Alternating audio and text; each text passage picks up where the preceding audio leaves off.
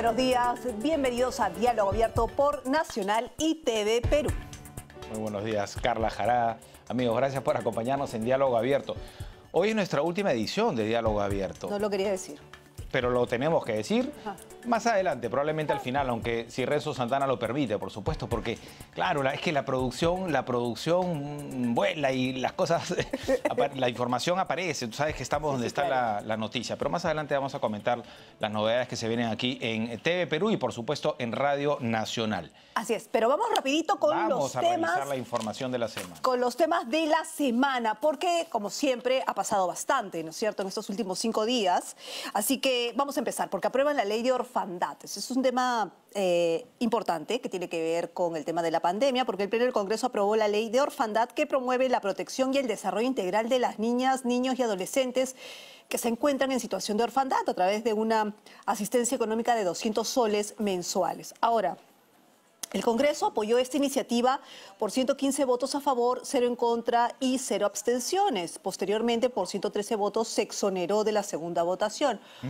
Ojo, que no tiene capacidad de gasto el Congreso, así que vamos a ver qué pasa con el Ejecutivo, ¿no? Bueno, el Congreso ha chambeado bastante esta semana. De hecho, también ha aprobado la devolución de los aportes de Fonavi, ¿no? En el sexto grupo, me parece, ¿no? Si no me equivoco. Y entre otras normas que ha aprobado el Pleno de la Representación Nacional, pero la más importante, creo, al final se ha postergado, que ha sido, ¿no?, la discusión sobre los dictámenes de SUNEDU, ¿no? Así es que, bueno, seguramente habrán noticias próximamente. Noticias desde Colombia también, o mejor dicho, el gabinete binacional, ¿no?, Perú-Colombia, que es en su 6ª edición y que ha acordado fortalecer el apoyo a las poblaciones de frontera a través de la extensión de la vigencia del Fondo Binacional para la Zona de Integración Fronteriza, para lo cual el Perú aportará alrededor de 12 millones de soles. Atención, porque de esta manera se continuará beneficiando de manera directa a más de 500 productores cacaoteros de las localidades de Cabayococha y Cuchillococha a través del proyecto Cadena de Valor del Cacao.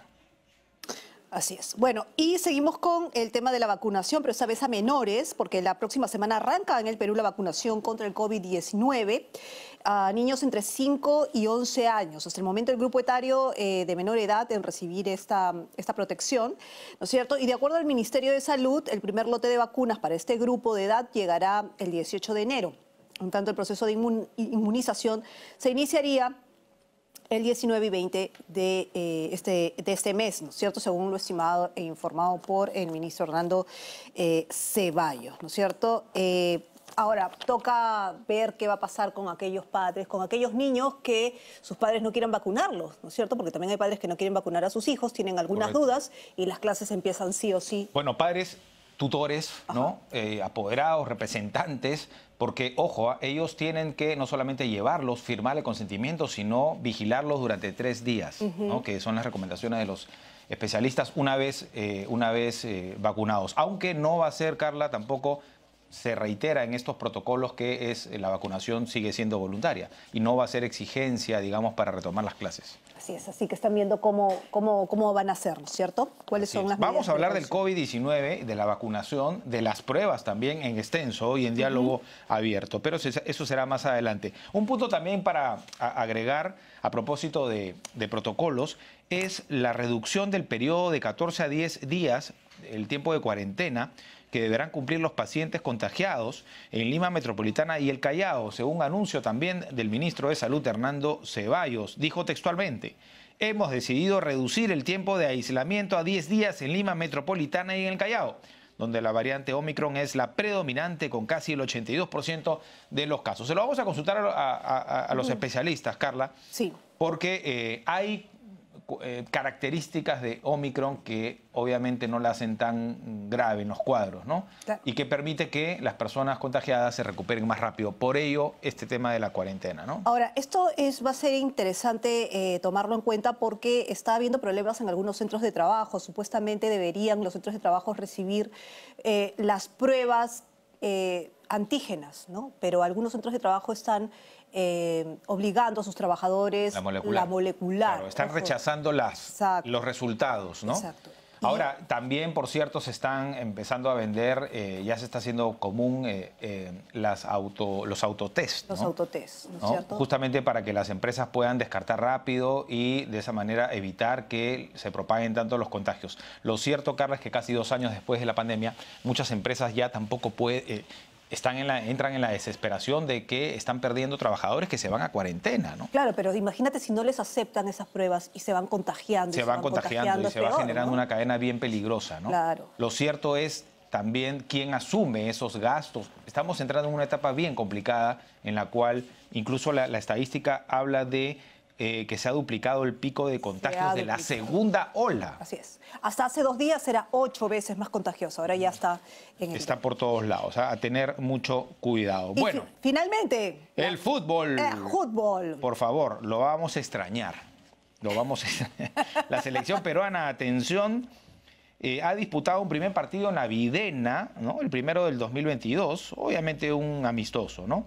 Ante un combinado de jugadores extranjeros de la Liga 1 Betson, donde la bicolor se impuso por 2-0. Ahora, el equipo de todos se enfrentará este domingo 16, mañana, en el Estadio Nacional, a Panamá y el jueves 20 a Jamaica. Hay también en el caso de la blanquirroja.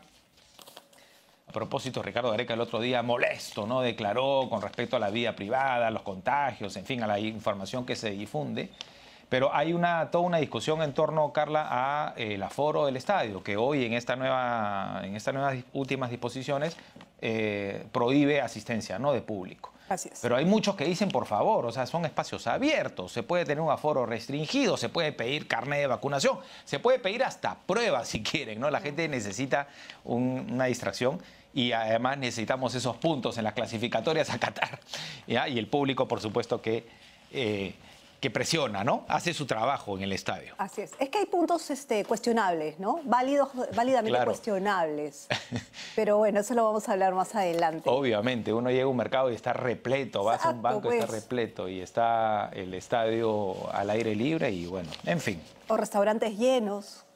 También. ¿No? Bueno, a ver, vamos a hablar Vamos a empezar entonces la actualidad con del COVID. el tema con el que iniciamos este resumen de la semana, y es que 1 de cada 3 personas puede tener COVID-19 al someterse a las pruebas de descarte. Muchos son asintomáticos también. Así es. Leía una información también en algunos medios que hablaban sobre la mascarilla quirúrgica. Exacto. Y decían, bueno, eso se lo vamos a preguntar por supuesto a los especialistas, que la mascarilla quirúrgica para Omicron no servía. La azulita, ¿no? Sí, la azulita, correcto. Y ni siquiera usando la de 2, incluso usando 2, la protección era 50%. ¿Por qué digo esto? Porque ya lo había pensado, incluso vamos, Germán, por esta cámara, por favor. Ya lo había pensado, ¿no? Uno va a hacerse prueba de descarte, pero ¿cuánta carga viral hay en el entorno, por más que estés con mascarilla, ¿no? Bueno, vamos a preguntarle al doctor Víctor Suárez, jefe del Instituto Nacional de Salud. ¿Cómo le va, doctor? Buenos días. ¿Qué tal? Buenos días, bienvenido a Diálogo Abierto. Sí, buenos días, ¿cómo están? Bueno, 1 de cada 3 personas puede tener COVID-19 al someterse al descarte. ¿Esa cifra es así en la actualidad? Porque también hemos recibido la cifra de que ya, digamos, hemos llegado al doble, ¿no es cierto?, de la cifra que tuvimos en la segunda ola, ya en esta tercera ola hablando, ¿no? Sí, bueno, la variante Omicron pues se disemina muy rápidamente, se extiende en toda la comunidad. Y lo que nosotros medimos, entre otros indicadores, es lo que se conoce como la positividad de las pruebas. Es decir, de todas las personas que se hacen una prueba, ¿cuántos salen positivos, ¿no? Y esto ha ido creciendo, esta positividad, a lo largo de la semana pasada y esta semana, ¿no? En este momento, aproximadamente el 45 a 50% de las personas que se hacen una prueba molecular o antigénica en los establecimientos de salud están saliendo positivos para COVID, lo cual nos demuestra que hay una gran transmisión de esta enfermedad en la comunidad. Entonces significa que más o menos 1 de cada 2 personas que están acudiendo a ese diagnóstico en este momento es probable que tengan COVID. Doctor, para zanjar ese tema de las pruebas, que por cierto han servido para aquellos que lucran lamentablemente con la desgracia, porque lo que está pasando, lo que está viviendo el mundo hoy es una tragedia. Digo, se están aprovechando de la necesidad, de la desesperación de la gente, están cobrando lo que les da la gana por las pruebas moleculares antígenas. Para zanjar con el tema de las pruebas, doctor, para Omicron, ¿es cierto que la antígena no es tan efectiva o en todo caso que se debe esperar un cierto tiempo para que sea, digamos, su resultado fiable? No, la antigénica es una buena prueba para el diagnóstico de COVID-19, al igual que la prueba molecular. Solo que las indicaciones de su uso pueden variar un poco, ¿no? ¿A qué me refiero? Que si yo soy una persona que tiene síntomas, la mejor indicación sería una prueba antigénica porque tiene un buen rendimiento, una buena sensibilidad para detectar casos en personas que tienen síntomas. Y la ventaja práctica además es que el resultado lo puedo tener en 15 minutos. Y eso es lo que se está practicando en los establecimientos de salud y en los puntos COVID extramurales. En cambio, si soy un contacto de un caso que tiene COVID y no tengo síntomas, entonces en esa situación la mejor opción viene a ser la prueba molecular, ¿no? La prueba molecular tiene una mayor sensibilidad en los casos que no tienen síntomas. Y es así como estamos manejando las pruebas. Claro, pero ¿hay algún umbral de espera entre el contagio? Y claro, porque puede ser más visible en alguien que tiene síntomas, pero el que no tiene síntomas tampoco sabe cuál es su umbral, ¿no es cierto? ¿O no necesariamente? ¿Se refiere a en qué momento haces una prueba después de haber estado en contacto con alguien con COVID? Exacto. Se estima que después de 2 o 3 días de este contacto podría hacerse la prueba, ¿no? Ahora, el contacto también es una persona que ha estado expuesta, se define como alguien que ha estado expuesta más de 15 minutos a una persona a menos de 1,5 metros y sin el uso de una mascarilla, lo cual sí nos pone en un riesgo realmente de exposición al virus. Doctor, ahora, se entiende por la nueva disposición que mencionábamos hace un rato de la cuarentena de 14 a 10 días, se entiende que el contagio, la exposición, o mejor dicho, la carga viral, ¿no?, desaparece rápido. Es por eso que uno también de pronto ya puede recuperarse rápido y volver a su centro de labores o volver a salir. Bueno, lo que se ha hecho algunos estudios con relación a cómo es que cuánto tiempo la persona puede ser infecciosa, cuánto tiempo puede estar eliminando el virus por las vías respiratorias. Y algunos de estos estudios sugieren que podría ser entre 7 a 8 días aproximadamente. Por eso es que más o menos se estima que un rango de seguridad puede ser de los 10 días de aislamiento para un poco cortar la transmisión de esta persona hacia otros posibles contactos, ¿no? Algunos están sugiriendo un poco menos de días, pero con una prueba antigénica o molecular que sea negativa previamente. Ahora, nosotros analizábamos el otro lado. Usted, claro, la estadística de las pruebas y cuántos contagios se están encontrando, perfecto. Pero cuando se habló de los nuevos protocolos, usted mismo se dio cuenta de las largas colas, la gente desesperada por hacerse pruebas en todos lados, ¿ah? Y sin cumplir, por ejemplo, el distanciamiento, ¿no? Hay personas que ya sabemos que usan mal la mascarilla o a veces ni la usan o usan una u otra. Comentaba lo que había leído sobre la quirúrgica. ¿No es un riesgo también a veces ir a hacerse una prueba con tanto contagio hoy? Sí, definitivamente siempre va a haber un riesgo porque es posible que 1 de cada 2, de cada 3 personas que están haciendo la cola, están ahí esperando para hacerse una prueba, van a tener el COVID. Entonces, por eso es que también hemos descentralizado la toma de muestras a ambientes mucho más ventilados, esos lugares extramurales, que son espacios abiertos, son parques, canchitas de fútbol, que nos ha facilitado a las municipalidades para que ahí en un espacio totalmente abierto y ventilado las personas puedan subirse a tomar las muestras. Sin embargo, también es importante saber que ahí hay un llamado de la Organización Mundial de la Salud y de la Organización Panamericana de la Salud a hacer un uso racional de las pruebas, ¿no? Si somos personas que tenemos algún factor de riesgo como mayores de 60 años o alguna comorbilidad como hipertensión, diabetes, son esas personas las que deben tener la prioridad para hacerse las pruebas de diagnóstico. Y independientemente de las otras personas que también puedan requerir en su momento. Porque debemos recordar que el manejo clínico del paciente, el decidir la hospitalización o el suministro de oxígeno, depende de la situación clínica del paciente, es decir, si tiene saturación de oxígeno baja o alta frecuencia respiratoria, él debe recibir oxígeno independientemente que tenga o no tenga una prueba de laboratorio que diga que tiene o no COVID. El manejo depende de la situación del paciente, de la situación clínica, no de una prueba de laboratorio. Ahora, doctor, justamente en ese sentido, ahora que se puede uno hacer las pruebas en su casa, ¿no? Se están vendiendo las pruebas. caseras, ¿no? Digámoslo así. También no hay un riesgo ahí de que la gente tenga que aprender a hacerse el hisopado. O sea, no creo que sea tan fácil, ¿no? Si de por sí nosotros sufrimos cuando nos hacen el hisopado, uno mismo hacérselo, ¿no es riesgoso también tener el resultado o no necesariamente? Sí, bueno, el autotest es una opción que también ya está disponible en el país y otros países también la están usando, básicamente para poder aumentar el acceso de la población a una prueba diagnóstica.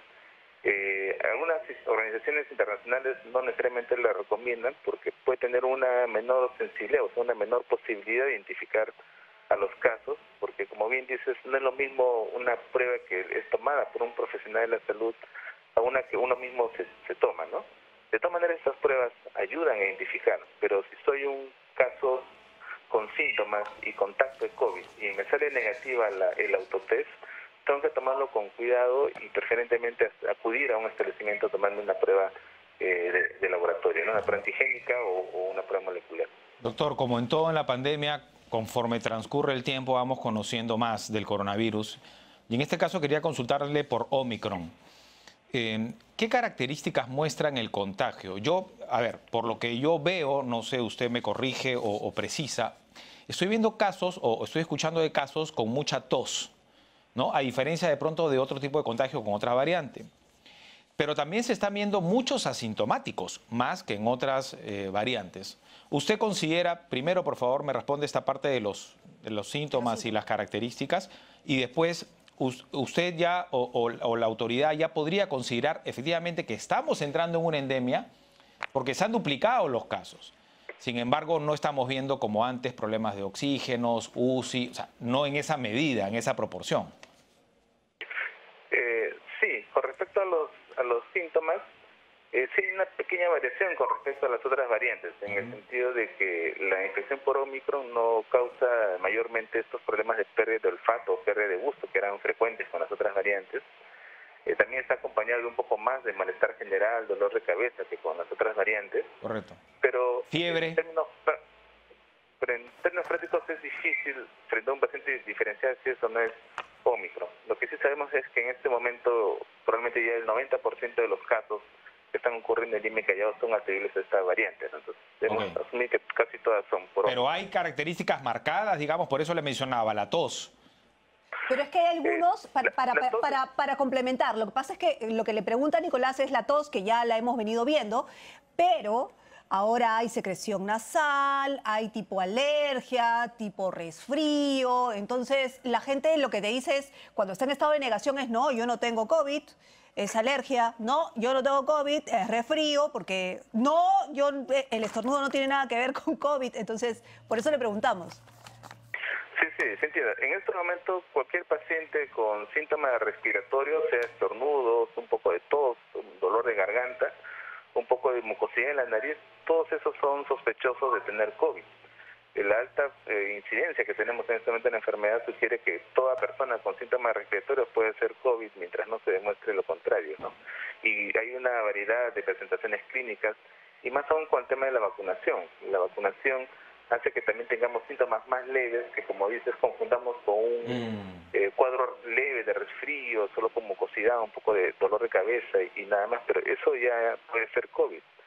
No necesariamente es un cuadro severo, con tos intensa y altas fiebres. Interesante, ¿no? Porque estamos llegando a ese punto. Tiene mucha razón, claro. Si uno está vacunado, de pronto los síntomas bajan y ahí es que aparecen estas características menores. Igual hay que cuidarse, definitivamente. Igual hay cuadros graves. Y la segunda parte de la pregunta, doctor, hablaba de la posibilidad de una endemia. ¿Esto es así? Sí, obviamente muchos científicos ya están hipotetizando que estamos cerca al camino a una endemia, porque este virus está evolucionando, ¿no? Este variante Omicron es una evolución del virus original, tiene características diferentes, básicamente una mayor transmisibilidad que es explosiva, como ya lo estamos viendo, pero por otro lado es menos virulenta que la cepa original. De hecho, ya hay unos estudios que están saliendo ahora que dicen que la variante Omicron, independientemente de nuestro estado inmune o de nuestros factores de riesgo, es 25% menos virulenta que la variante Delta, que por ejemplo era una de las más agresivas. Es decir, que intrínsecamente este virus es menos agresivo que los otros. Y si además de eso tenemos la vacuna, obviamente tenemos mayor protección y menor riesgo de evolucionar de forma severa. Y es posible entonces que siga evolucionando y en el futuro sea mucho menos virulenta y se comporte como cualquier otro virus respiratorio con el cual siempre estamos. Doctor, todavía está ahí, ¿no? ¿Verdad? No, creo que lo hemos perdido. Creo que estamos... Sí. ¿O hemos perdido? Doctor, sí, bueno, quería consultarle al doctor sobre la medicación, ¿no? Porque no todos tienen la posibilidad a veces en el día a día de asistir a un centro de salud o a veces... Porque a veces, bueno, depende de dónde uno vive también, ni siquiera hay una posta médica. O a veces vas a la posta médica y dicen, nosotros no tratamos nada que tenga que ver con el COVID, no estamos preparados para ello. Pero también es cierto que automedicarse es muy peligroso. No automedicarse. Desde un inicio se dijo que no hay que automedicarse porque no sabes cómo vas a reaccionar, cómo tu cuerpo va a reaccionar, ¿no es cierto? Claro, si vas por las corticoides te puedes complicar. Pero lo cierto es que en lo básico, por ejemplo, sí te dicen paracetamol de todas maneras, claro, porque tienes que bajar la fiebre, ¿no? Para la fiebre y el dolor de cuerpo y qué sé yo, ¿no? Ahora, lo básico. Nuevamente, las características, Carla, que uno ve como ciudadano y las experiencias que otras personas contagiadas cuentan, es que, por ejemplo, hay mucha tos, ¿no? Y con la tos hay dolor de pecho, dolor de espalda, hay mucho cansancio también. Doctor, conversábamos detrás de cámaras mientras que recuperábamos el contacto sobre la peligrosidad de la automedicación. Sin embargo, usted sabrá que es complicado. A veces uno le viene el cuadro y no sabe qué hacer, no sabe cómo tratar la enfermedad, o al menos en esta primera etapa, ¿no? Cuando se queda uno en casa. Sí, pueden haber muchos síntomas, digamos, incómodos, como es la fiebre, la tos, el dolor de cabeza, y usualmente lo que recomendamos son solamente los sintomáticos, ¿no? Como puede ser Panadol para bajar la temperatura o el dolor de cabeza. Si hubieran más síntomas, las personas pueden consultar a través de la vía telefónica, a través del 113, o a través de las centrales telefónicas que tiene cada Dirección Regional de Salud. Cada una de ellas en su página web tiene varias centrales telefónicas a las que se puede llamar, consultar, y a través de lo que es la telemedicina poder recibir atención para evitar el traslado de las personas a establecimientos y poder estar en más riesgo de exponerse, ¿no? ¿Hay algo que en la casa se pueda hacer para evitar estos síntomas? Es decir, una cosa es el paracetamol, el Panadol, como usted menciona, para la fiebre, qué sé yo, pero digamos, si recurrimos a los secretos de la abuela, por decirlo así, ¿funcionan o es mejor no hacerlo? O sea, ponerse toallitas húmedas, qué sé yo, todas esas cosas que... Las recetas de la abuela, pues, ¿no? Sí, bueno, son las medidas paliativas caseras que se pueden usar para bajar la fiebre o aliviar el malestar general, son importantes. Pero otra recomendación también es estar midiendo la saturación de oxígeno. En los hospitales se pueden contar las personas con un pulsioxímetro y medir la saturación. Esto va a ser muy importante porque si hay una declinación en la saturación, hay que avisar inmediatamente y buscar atención médica. Correcto, doctor. Nos quedamos entonces con esa reflexión final muy amable. Gracias al doctor Víctor Suárez, jefe del Instituto Nacional de Salud. Ha llegado para barrer, por decirlo de alguna manera, Omicron, ¿eh? Los contagios han crecido tremendamente. Vamos a seguir analizando en el programa más adelante con Juan Carvajal, ingeniero analista de datos. Pero, por ejemplo, hoy ya nadie habla de ivermectina. Claro que en su momento se prohibió, se sugirió no usarla, pero ya nadie habla de eso. Además, porque han pasado casi 2 años, Carla, ya de pandemia, y creo que ya asumimos, mejor dicho, que tenemos que convivir con el virus y que si nos da, tenemos que, bueno, ahora por las características de Omicron, tratar la enfermedad de una manera distinta, ¿no? Bueno, es que claro, ya ahora sabemos más o menos qué hacer, cómo reaccionar, cuáles podrían ser los síntomas. Y uno ya va conociendo también la reacción de su cuerpo, entonces podrías tener la leve sospecha de si es o no es. Y gracias a la vacuna no llegamos a la gravedad. Claro. Eso es fundamental, eso es lo que hay que entender. La única o la mejor herramienta ya ni siquiera es el tratamiento en sí, sino de evitar un cuadro grave es estar vacunado, ¿no? Ya esto está, Carla, está demostrado. Creo que no hay discusión alguna, ¿no? En ese sentido. Muy bien, son 8:28 de la mañana. Vamos a hacer una pequeña pausa. No se mueva, regresamos con más.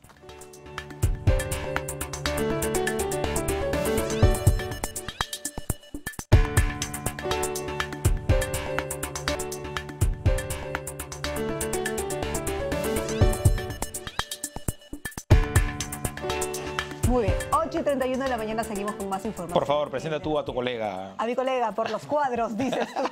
Por los cuadros estadísticos. Bueno, vamos a seguir hablando de esta tercera ola porque lo amerita, lo amerita. El Perú duplica el pico de contagios de la segunda ola, pero hay que tomarlo con pinzas este dato. Así que vamos a hablar con Juan Carvajal, él es ingeniero, analista de datos. Muy buenos días, ¿cómo estás, Juan? ¿Qué tal, Juan? Buenos días, Carla, Nicolás, buenos días, gusto en saludarles. Bueno, cuéntanos un poco, ¿qué implica que el Perú duplique este pico de contagios de la segunda ola? Es decir, en pocos días, estamos en plena tercera ola, pero ya duplicamos la cifra de contagios. ¿Esto qué implica? ¿Tenemos que entrar en pánico? ¿Cuáles son los cuidados? En fin, ¿qué significa? Bueno, este crecimiento acelerado no es más que el efecto de Omicron. Ya no hay ningún otro país donde haya llegado Omicron que haya tenido este crecimiento acelerado. Y el Perú lo ha tenido como tal en apenas casi 13 semanas. Sin embargo, hay que precisar también que si bien hoy el promedio de casos, más allá de 20.000, está muy por encima del doble del pico de la segunda ola, que estaba por debajo de 10.000. Si uno, digamos, traslada gráficamente esta cifra actual al pico de la segunda ola, en este momento ya, digamos, estuviésemos en un colapso hospitalario total, donde en ese momento el 95% de las camas UCI estaban ocupadas, el 75% en hospitalización, donde a nivel nacional fallecían alrededor de 800 personas al día. Pero sin embargo, mire usted, han pasado 8 meses y las vacunas han estado haciendo su trabajo, salvar vidas. Ingeniero. Hoy el promedio, dígame. Sí. No termine con ese punto, porque justamente la repregunta iba por ahí. Sí, como le digo, 8 meses han pasado, ¿no es cierto?, desde aquel momento crítico, y hoy las cifras de decesos, si bien es cierto tenemos un alto número de casos debido a Omicron, pero hoy las cifras de muerte están por debajo del 95% Correcto. de aquel momento crítico, ¿no? En esa misma línea, la pregunta que le quería hacer es, recuerdo mucho, me quedó grabado creo que conversamos hace 2 semanas, a propósito de los nuevos protocolos, ¿no? Y hablamos sobre esta postura ya de científicos en el mundo que hablan de una endemia. Y usted decía algo que me quedó igual grabado, ¿no? Dijo, muy bien, si bien es cierto, la enfermedad, en teoría, los cuadros no son tan graves, hay que tener mucho cuidado porque, claro, es en proporción, ¿no? Básicamente es la positividad y luego la hospitalización. Entonces, claro, tal vez no es tan peligrosa la variante Omicron, pero si se contagian millones, vamos a colapsar en el sistema, ¿no? En el sistema de salud. Hoy, 15 de enero, ¿qué nos puede decir sobre esa estadística en particular? Sí, en efecto, es algo que hace 2 semanas lo conversamos y se podría prever a hoy e inclusive esperar de aquí a 1 o 2 semanas más, porque los casos siguen disparándose en cifras. Y lo que hoy uno ve, por ejemplo, es que la ocupación UCI por COVID-19 sigue incrementándose. Hemos pasado de un 20% a un 36% en este pequeño lapso de 3 semanas. Pero no todo es COVID. O sea, también hay atenciones no COVID por poder atender, ¿no es cierto? Pero la estadística le indica a usted, por ejemplo, conversábamos con un especialista, con el doctor Suárez en el bloque anterior, y la estadística indica, por ejemplo, yo por lo que veo, percibo, no soy obviamente científico, pero que hay mucho asintomático. Y hay muchos casos, a diferencia de otras olas, de contagiados que están en su casa, no están llegando a la hospitalización. Sí, correcto. La cifra, por ejemplo, lo que hoy dicen es que, a comparación de la segunda ola, el tiempo de permanencia de una persona que entra a hospitalización es mucho menor al de aquella oportunidad hace 8 meses. E inclusive hoy el número de altas hospitalarias es mucho mayor con respecto al número de personas que ingresan a hospitalización. O sea, más rápido. Y también aquellos que están en cuarentena, claro, están recuperándose más rápido. Eso es lo que hoy evidencia los números también. Ahora, doctor, pero dando esta estadística, que es interesante conocerla para que la gente no entre en pánico, la gente que se cuida y que no entre en pánico, Pero hay gente que no se cuida porque dice, es solamente una gripe, no hay problema, entonces no me cuido. ¿Cuál es la recomendación para la población entonces?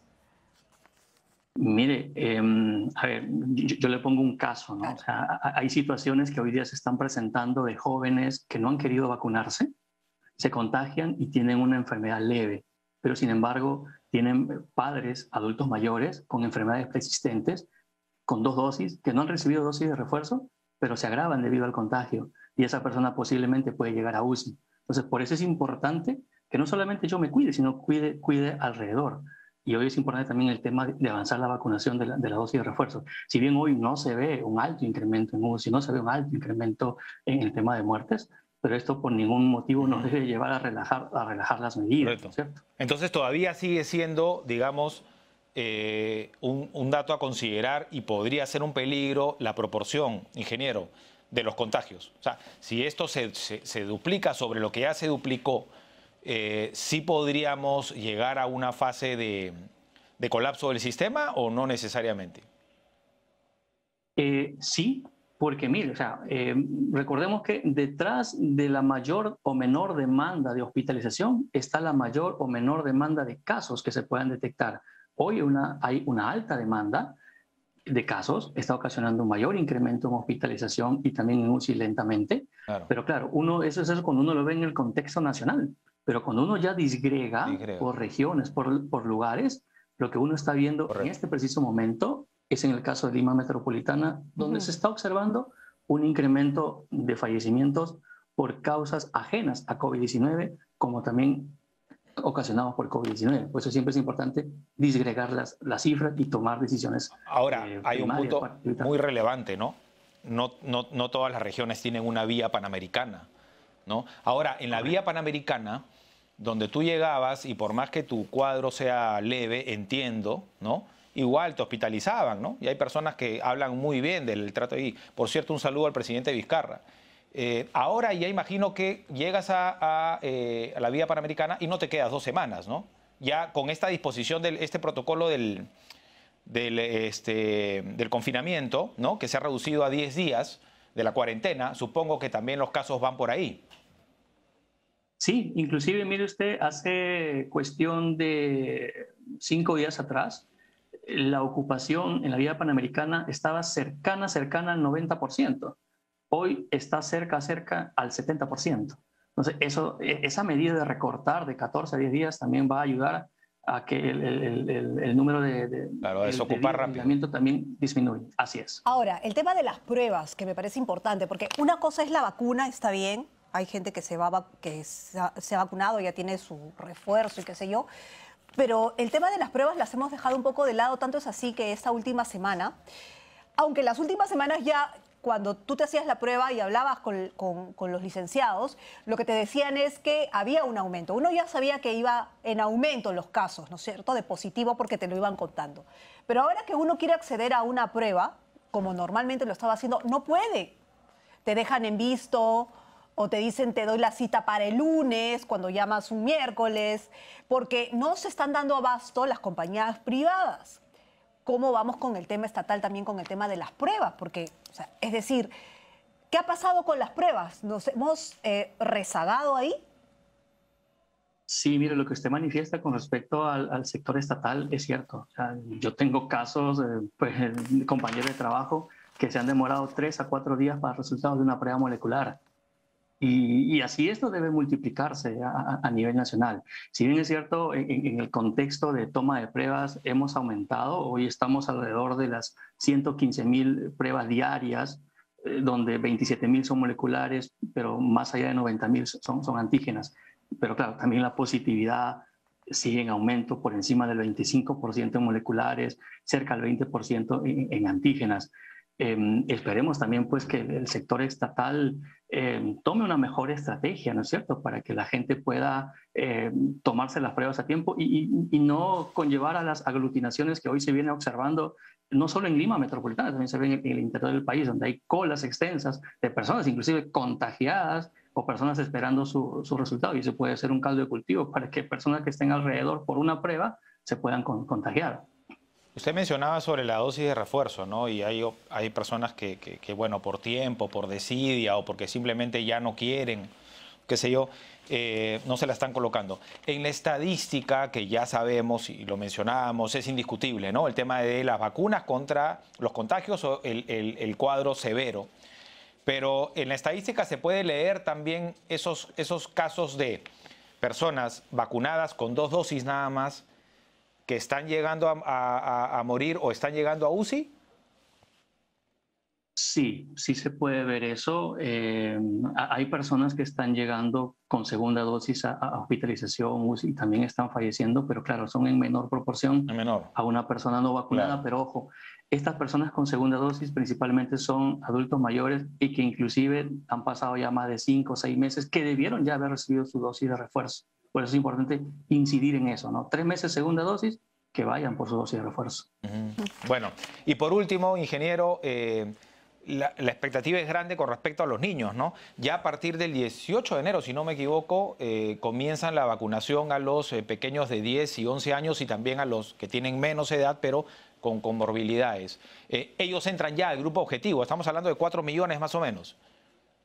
Sí, lo cual estaríamos llegando a 31 millones ya como población objetivo total, ¿no es cierto? Muy bien, doctor. Muchísimas gracias por haber estado con ingeniero, perdón, por haber estado con nosotros hablando sobre estas cifras y seguramente vamos a seguir hablando con usted porque todavía no sabemos qué va a pasar en las próximas semanas con el tema del Omicron. Ahora, las estadísticas, gracias al ingeniero Carvajal, las estadísticas, a veces hay gente que no cree en las estadísticas, ¿no? O no las toma en consideración.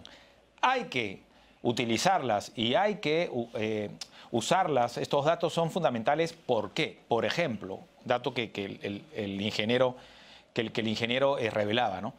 Nos hemos quedado en cuanto a las pruebas. Por eso que también Omicron ha arrasado, porque perdimos un poco la óptica de que tenemos que seguir persiguiendo al virus, ¿no?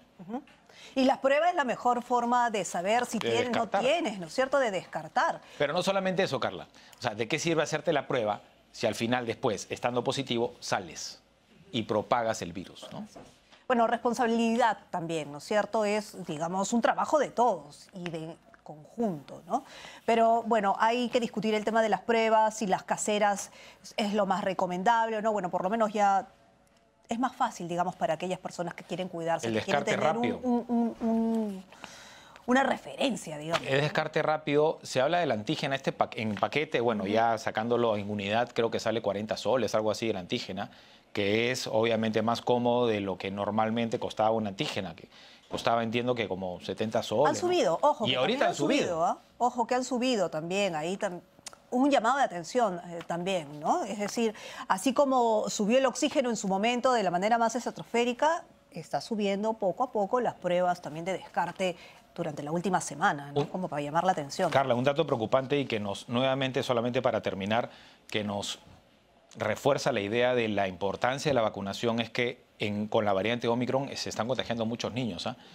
E incluso están habiendo casos graves de niños, a diferencia de lo que pasaba en otras variantes donde la proporción no era tal, ¿no? Entonces, ¿a qué voy con esto? Dos puntos. Primero, no se confíe. Si usted ya se puso una primera dosis, tiene que ponerse la segunda y tiene que ponerse la tercera. Y ojo que después va a venir la cuarta probablemente, ¿no? Sobre todo las personas mayores. No se confíe, no diga, no, con 2 suficiente, ya no quiero saber más. Por más que le caiga mal la vacuna, pero la vacuna es fundamental para luchar contra el virus. Y luego, si usted es responsable de un niño en casa, llévelo a vacunar, porque el virus se va a propagar en toda la casa a diferentes edades. O sea, no solamente una persona adulta es la que contagia. Bueno, dicho esto, cambiamos de tema. Por el momento. Por el momento vamos a hablar ahora sobre el balance y las perspectivas del sector vivienda, porque son 1.600 millones de recursos adicionales. ¿Qué ha pasado en el sector vivienda en todo este tiempo de pandemia? Algunos pensaban que había caído, pero parece ser que no, que ese sector se ha seguido moviendo. Así que vamos a hablar con Rodolfo Santamaría, viceministro de Vivienda y Urbanismo, para que nos cuente, ¿no es cierto?, cómo se encuentra ese sector. Viceministro, muy buenos días, bienvenido.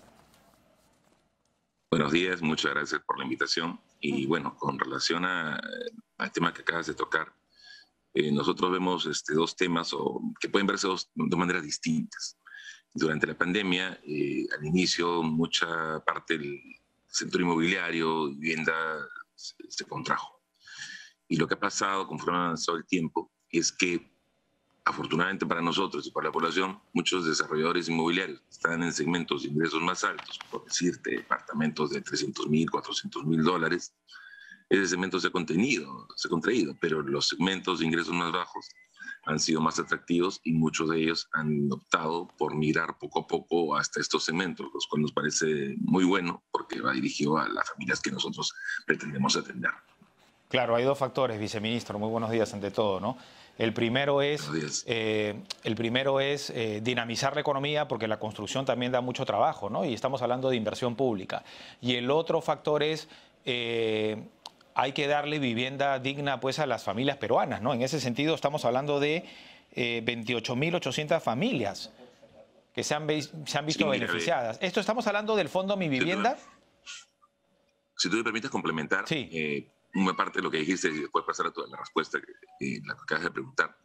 En tema de los bonos, antes de entrar al ministerio, hice unos estudios con Centrum y se logró determinar, por ejemplo, que en el tema de Mi Vivienda, por cada sol que el Estado ponía en subsidios para la población, eso era 2.8 veces que el Estado recuperaba por concepto de impuestos, IGB, renta, dividendos, alcabala, etcétera. O sea, mira, lo maravilloso de esto es que con menor monto de inversión, en este caso en apoyo para las familias, el retorno para el Estado es mayor y se movía hasta 21 veces la economía. O sea, es mejor que una obra de inversión pública neta todavía. Ahora, respecto a los segundos, sí, claro, estas 28.000 se han conseguido en el periodo del actual gobierno. Los últimos 5 meses, contados ya prácticamente de agosto a diciembre, 19.000 de estas han sido en ámbitos urbanos y 9.000 han sido en el ámbito rural. De estas 19.000, algunas pertenecen al programa Mi Vivienda y otras al programa Techo Propio, que como ustedes ya conocen está dirigido a familias de ingresos más bajos. Viceministro, pero para precisar, ¿no? Porque en 5 meses me parece genial cómo han avanzado, cómo han agregado 1.600 millones más de recursos. Vamos a hablar también del tema de agua y saneamiento.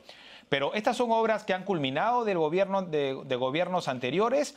¿O estamos hablando también de la primera piedra de lo que va a venir para las familias?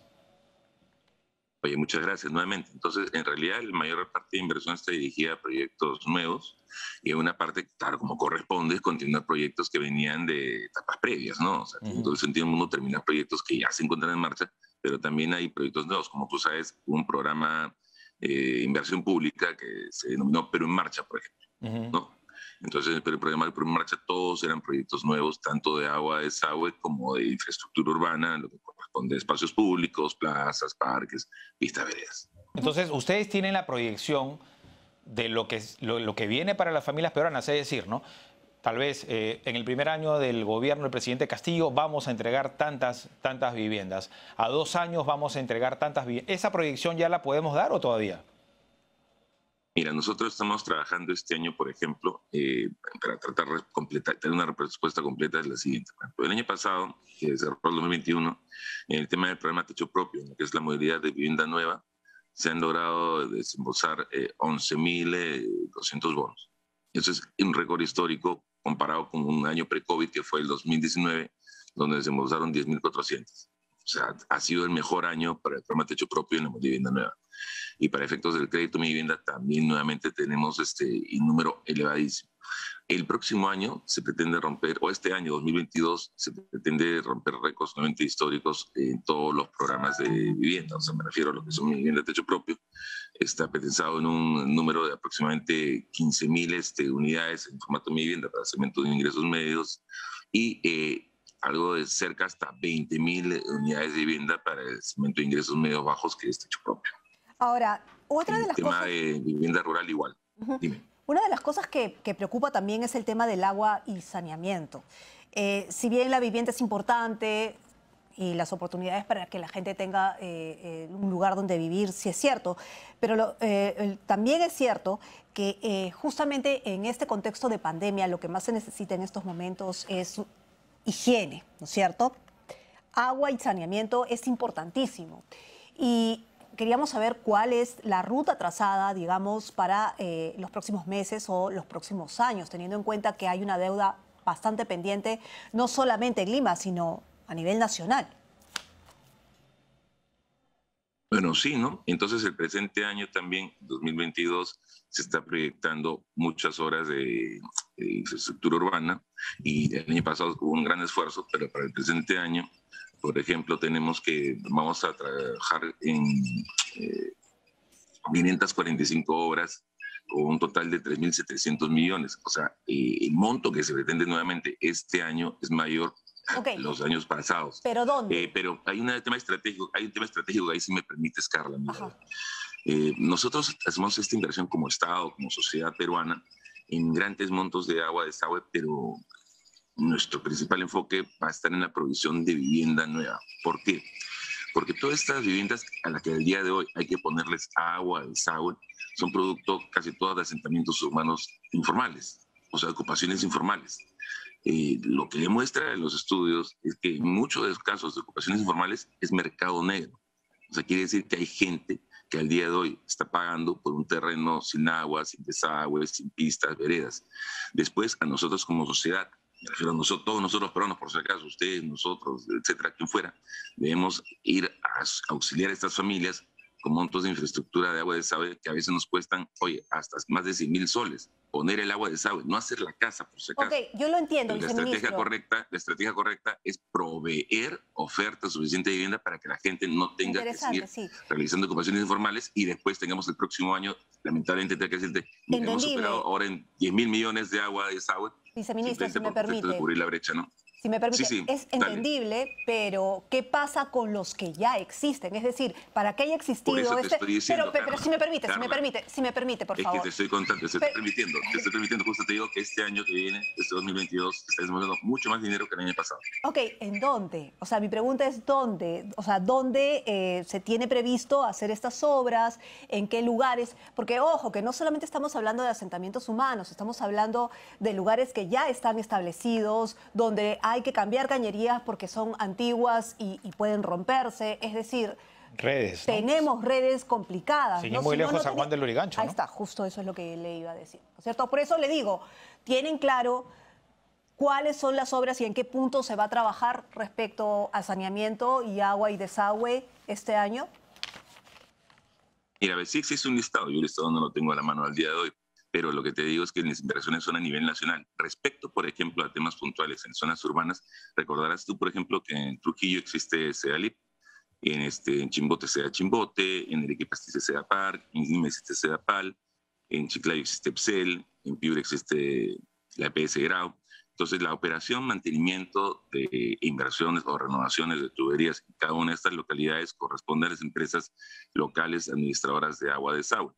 El Estado también, a través de la OTAS, logra también muchas veces ayudar a estas empresas para que puedan cubrir sus necesidades respecto a este tipo de inversiones, ¿no? Haciendo transferencias y apoyo para que puedan terminar de atender estas cosas.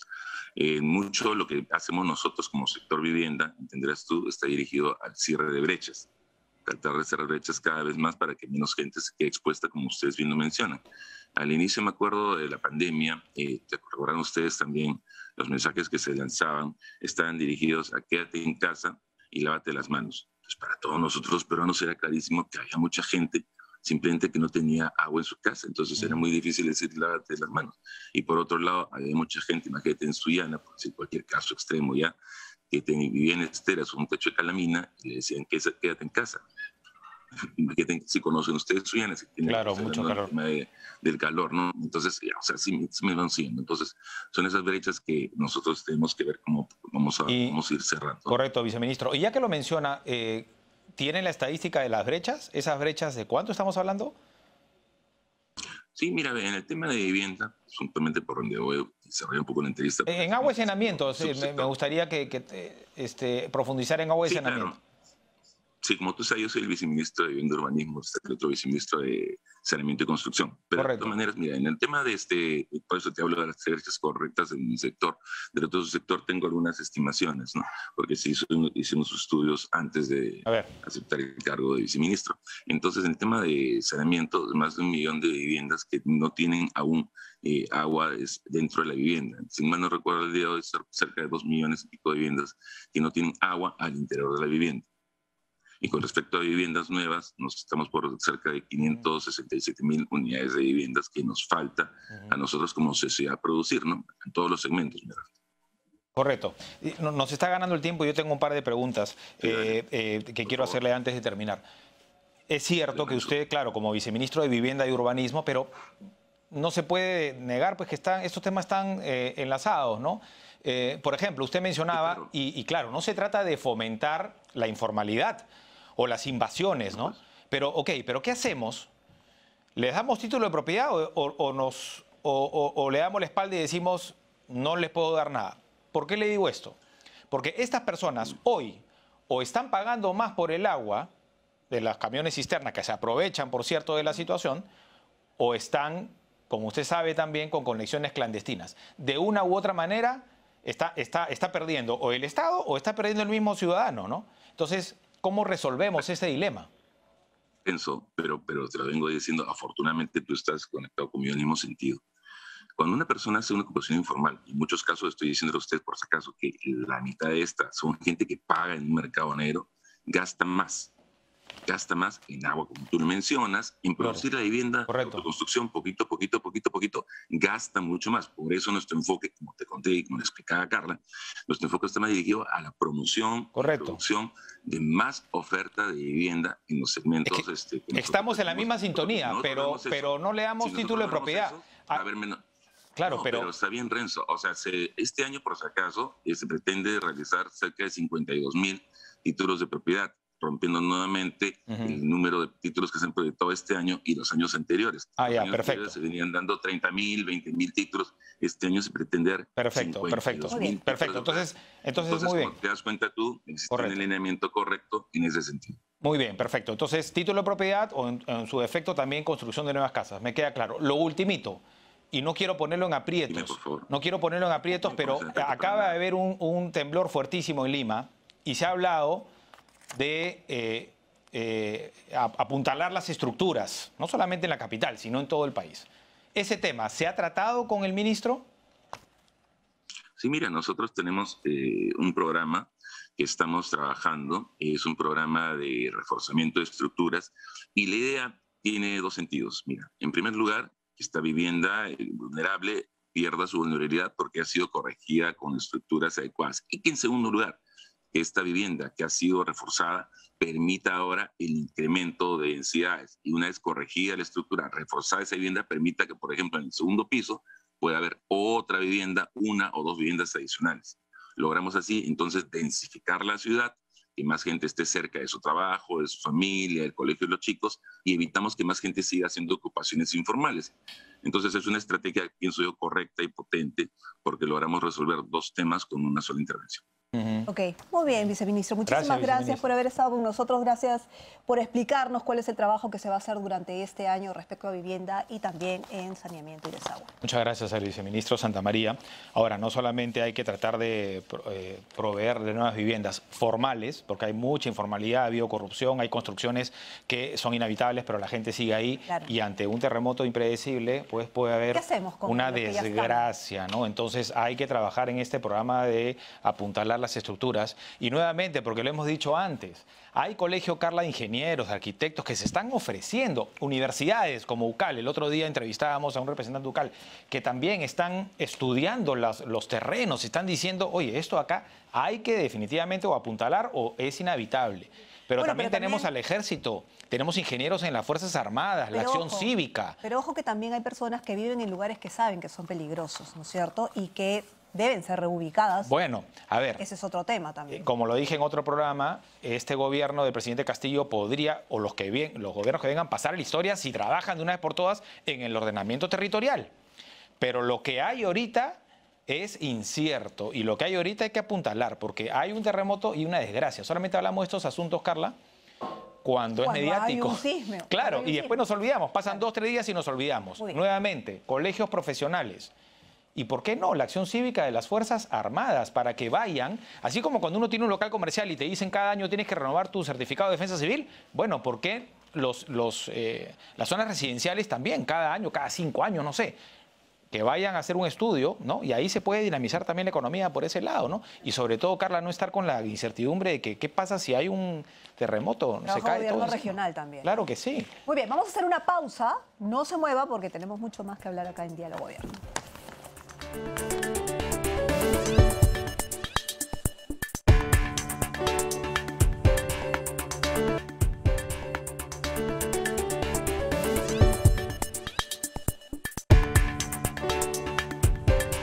Seguimos acá con el debate, dialogando abiertamente sobre los temas que tocamos con ustedes, por supuesto. Y si ustedes quieren hacerlo, también pueden escribirnos a nuestras redes sociales, por supuesto.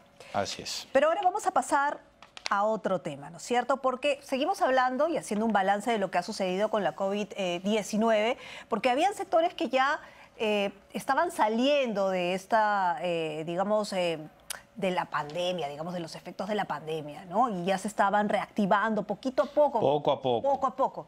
Y ahora, otra vez, ¿no es cierto?, con Omicron, con la presencia de Omicron, están en riesgo de paralizar nuevamente sus labores, ¿no? Así es, pese a que los protocolos, algunos ayudan y otros ciertamente complican. Por ejemplo, la noche, ¿no? Porque hay turismo, está llegando mucho turismo del extranjero. Ojo, pero claro, a ver, ¿cómo motivamos a la gente que venga si dice, sabes que el toque de queda es a las 10, a las 11, ¿no? Hay mucha gente que viene a hacer turismo, incluso nocturno, en fin, gastronómico, y dices, claro, pero entonces ahora los aforos se han reducido. Entonces, ¿se están pensando bien los protocolos en ese sentido? Se lo preguntamos a Carlos Canales, presidente de la Cámara Nacional de Turismo, recordando siempre, Carlos, ¿cómo le va? Muy buenos días. ¿Qué tal? Que el turismo es la industria sin chimenea, ¿no? Y que da muchísimo trabajo. Buenos días. ¿Cómo estás? Bienvenido. ¿Qué tal, Carla? ¿Qué tal, Nicolás? Ustedes lo han dicho bien, el turismo es la industria sin chimeneas, pero aún más, es la industria de la paz, porque todos vamos a un lugar para tener recuerdos maravillosos, para conocer a la gente, para intercambiar experiencias y tener esos recuerdos para siempre. Por eso le decimos que también es la industria de la paz. Ustedes lo han dicho bien. Estuvimos reactivando, el turismo interno ha crecido de verdad de una forma sorprendente en el último segundo semestre del año, que nos ha permitido recuperar muchos puestos de trabajo, abrir ya cientos de negocios, pero estas últimas medidas radicales, las cuales también entendemos la responsabilidad del ministro de Salud en el sentido que hay que protegernos, hay que cuidarnos.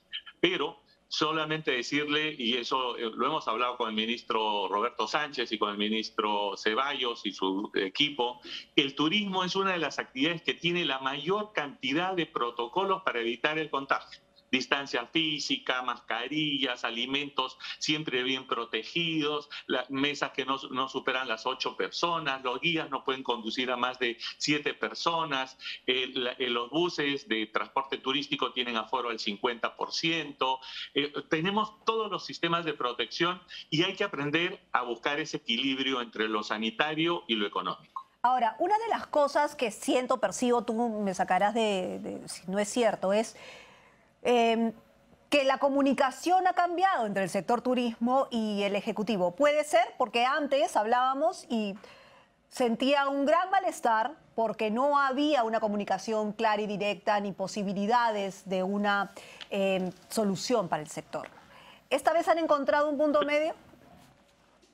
No existía, Carla, no existía ningún nivel de comunicación. Se hacían cosas desde el Ministerio de Comercio Exterior y Turismo y se nos anunciaba lo que iba a pasar sin habernos consultado, con lo cual eran medidas arbitrarias, medidas que de verdad nos han generado una pérdida de más de 2,5 millones de empleos.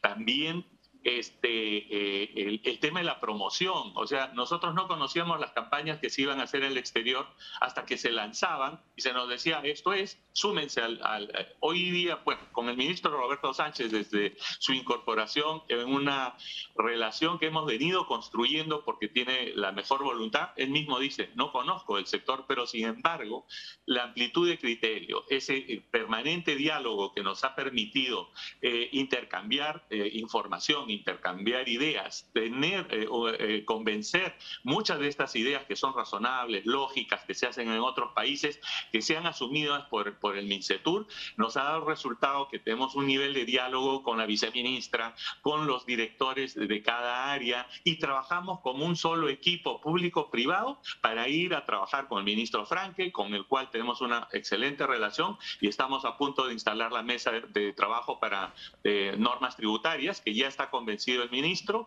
Con el Ministerio de Salud hemos tenido un inicio maravilloso. Poco a poco también entendemos que la pandemia y la nueva variante ha generado una serie de distorsiones, pero tenemos que evitar cometer errores que hizo el gobierno de Sagasti, por ejemplo, de cerrar la temporada de playas, que eran 12 millones, 14 millones de peruanos que siempre esperan estas fechas, que es de vacaciones para los hijos de la universidad, de los que están en la sierra o la selva. Pero eso se ha hecho. Si nos cierran la temporada de playas, nos anularon. Pero eso han hecho. Eso se ha hecho.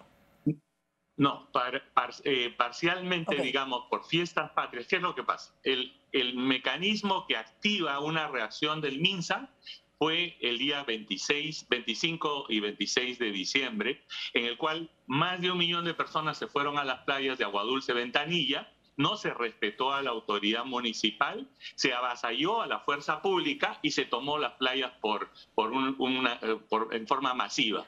¿Qué hizo el MINSA? Dijo, bueno, si no se van a cuidar ustedes, mejor cerramos las playas para Año Nuevo. Hoy día las playas no están cerradas, las playas están abiertas, y además lo que le decíamos a la ministra Cornejo, las playas de Lima y las playas de provincia son distintas. Acá hay 11 millones de personas que se desahogan en Aguadulce o en Ventanilla, que son playas muy masivas. Pero las playas de La Yarada, Boca del Río, en Tacna, o las playas que por Caleta La Cruz, Canoas, el propio Punta Sal o Máncora, otras playas... Muy amplias, ¿no? Muy amplias, claro que sí. Así es. Kilómetros de kilómetros, y son masivas, no son masivas. Eso nosotros decíamos, distingan una cosa de la otra para poder hacer que podamos recuperar los empleos. Se entiende, ¿no? Que los protocolos tienen que ser focalizados. Yo ayer estaba en la Costa Verde y la verdad es que los municipios están trabajando bien, están haciendo los cuadrantes, están revisando carnet de vacunación, ¿no? Han tomado la responsabilidad. Y creo que las personas también. Efectivamente, no es lo mismo sábado y domingo, porque ¿qué hacemos, señor Canales, si la gente anda desesperada y quiere... Usted hablaba de la industria de la paz, bueno, y del relajo, y del entretenimiento, y del esparcimiento, y de salir del estrés, ¿no? Entonces tenemos que lograr un punto medio, entiendo, ¿no? Lo que tú has dicho es justamente lo que es nuestro mensaje. Nosotros viajamos por el mundo, vemos las experiencias de España, vemos las experiencias de México, de Colombia, de Argentina. Yo viajo este fin de semana a España, he estado mirando todos los protocolos. Y la verdad, el mundo es cambiante, pero también hay ya un entendimiento. Mira, la tercera industria más importante del mundo, que genera empleos desde la zona más básica en forma descentralizada, es el turismo, porque no necesitas tener un máster, un doctorado para trabajar en el turismo en la parte básica, ¿no? Y eso es que es muy demandante. De tal forma que, por ejemplo, ponernos el toque de queda 11 de la noche, ¿qué hace el restaurante? Tiene que cerrar la cocina a las 9, porque a las 10 tiene que estar cerrando la puerta para que los trabajadores puedan irse a su casa. Claro. De tal forma que no hay el turno de cena, ¿no? O se complica y es minoritario. O el tema de los aforos que tú hablabas en la introducción.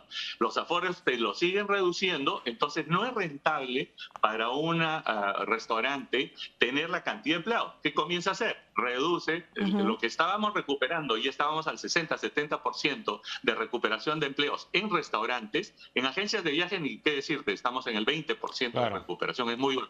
Correcto. Pero son los temas que hay que hacer ajustes, ¿no? Nosotros no nos negamos a que se tomen las medidas sanitarias, al contrario. Y este fin de año, ¿no es cierto? Este fin de año que hubo todas estas restricciones, ¿hubo pérdida en el sector turismo? Porque las medidas fueron inmediatamente, se tomaron de un día para otro. ¿Hubo pérdidas? Bueno, definitivamente ha habido una afectación, especialmente para los servicios locales. ¿Qué quiero decir con esto? Si tú compraste en el mes de noviembre o primeros días de diciembre tu viaje a Máncora, digamos a Las Delicias en Chiclayo,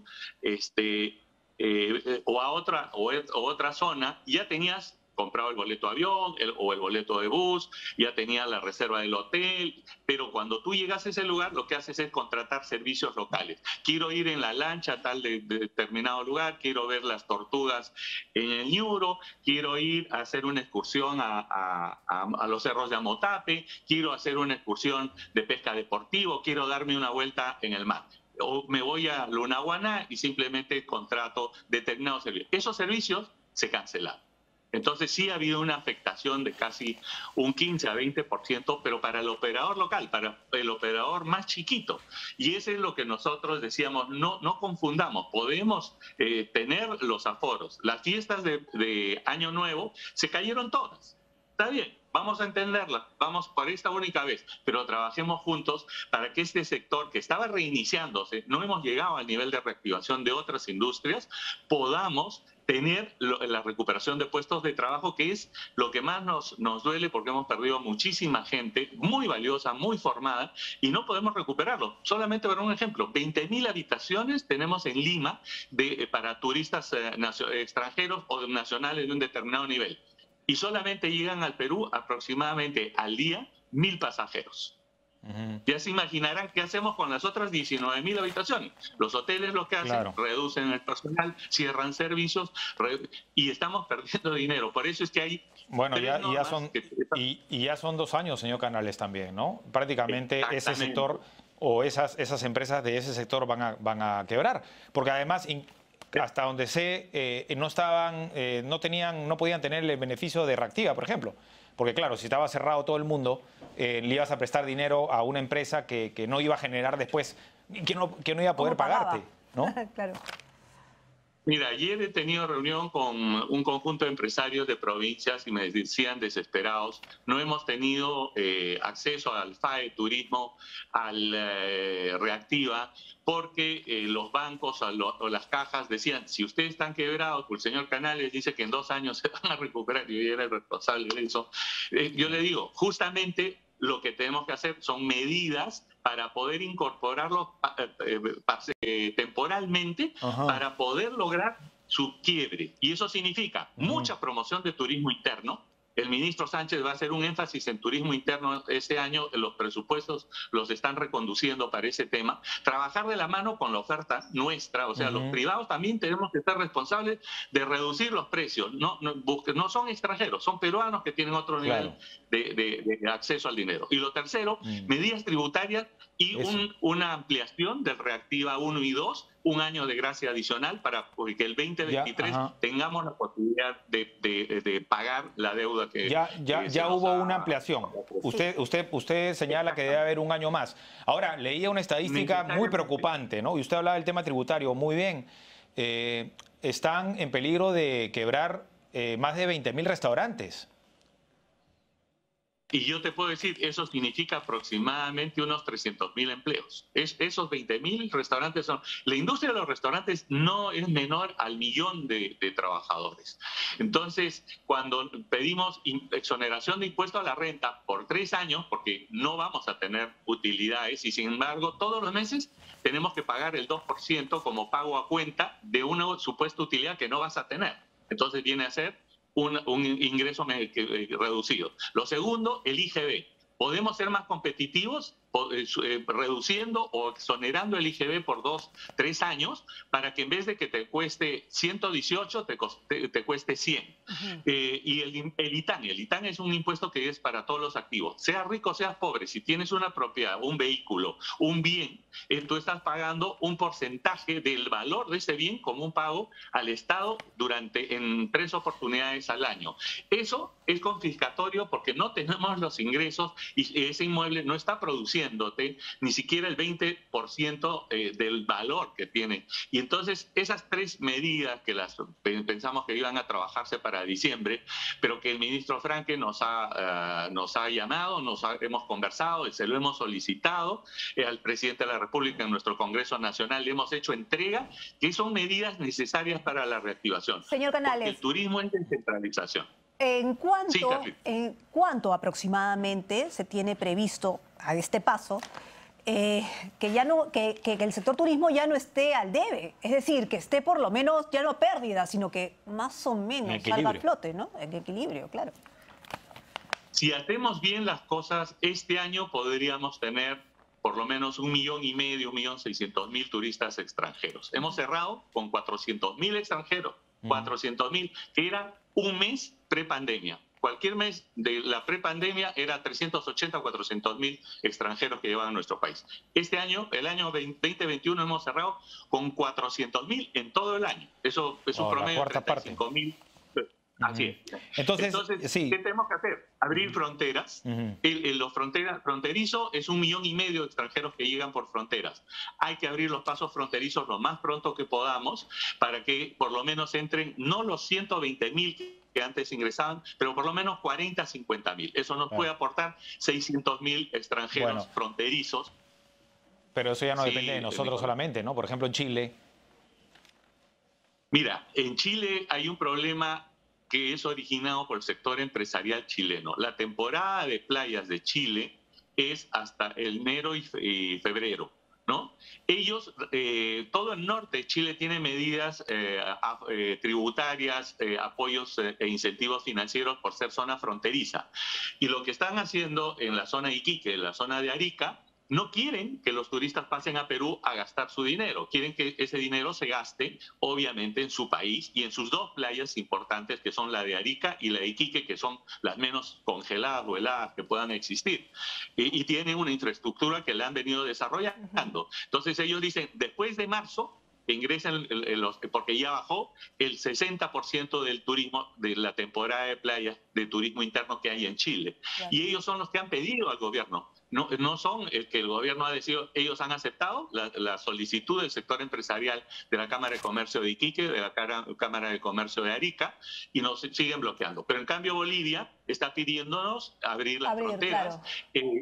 Ecuador también podemos abrir las fronteras, pero en forma paulatina y reducida. Podemos decir que los ciudadanos ecuatorianos puedan ingresar al Perú. ¿Por qué? Porque en Ecuador también hay un bolsón de venezolanos que están esperando cruzar nuestro país. Sin duda. Y por eso hay temas políticos, temas migraciones sociales complicados. Eso es en cuestión de turismo externo, pero ¿y qué pasa con el turismo interno? ¿Cómo se está moviendo? ¿Cómo se está incentivando? ¿Hay algún tipo de solidaridad respecto a nuestro mismo país también, no?